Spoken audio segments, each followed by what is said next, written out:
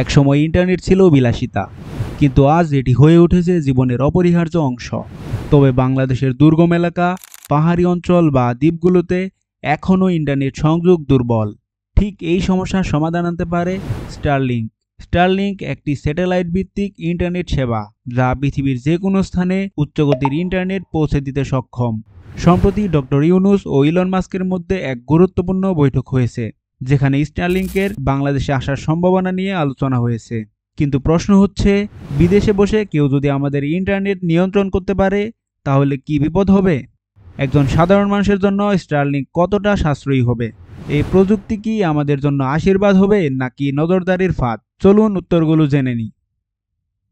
Starlink আসলে দেশের যে কোনো জায়গায় 100 থেকে 200 এমবিপিএস গতির ইন্টারনেট পাওয়া যাবে। এটি বাংলাদেশের ডিজিটাল উন্নয়নকে নতুন উচ্চতায় নিয়ে যেতে পারে। স্টারলিংক সরাসরি স্যাটেলাইট থেকে ইন্টারনেট সরবরাহ করে, তাই এটি সরকার বা টেলিকম কোম্পানিগুলোর পুরোপুরি নিয়ন্ত্রণে থাকবে না।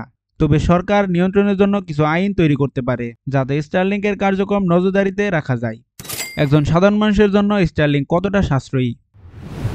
প্রথমবার সংযোগ পেতে খরচ হতে পারে 30,000 থেকে 60,000 টাকা এবং মাসিক বিল হতে পারে 10,000 টাকার বেশি। এই খরচ বাংলাদেশের সাধারণ মানুষের জন্য অনেক বেশি, তাই এটি মূলত বড় ব্যবসায়ী, কর্পোরেট অফিস ও সরকারি সংস্থার জন্য উপযোগী হতে পারে। স্টারলিংক বাংলাদেশের প্রত্যন্ত অঞ্চলেও ইন্টারনেট পৌঁছানোর ক্ষেত্রে আশীর্বাদ হতে পারে, তবে এটি বিদেশি প্রতিষ্ঠানের উপর নির্ভরতা বাড়িয়ে তুলবে এবং সাইবার নিরাপত্তার জন্য ঝুঁকিপূর্ণ হতে পারে। স্টারলিংক বাংলাদেশের প্রযুক্তি খাতকে নতুন উচ্চতায় নিয়ে যেতে পারে, তবে এটি সফল হবে কিনা তা নির্ভর করবে সরকারের নীতিমালা, খরচের সাশ্রয়যোগ্যতা ও নিরাপত্তা ব্যবস্থার উপর।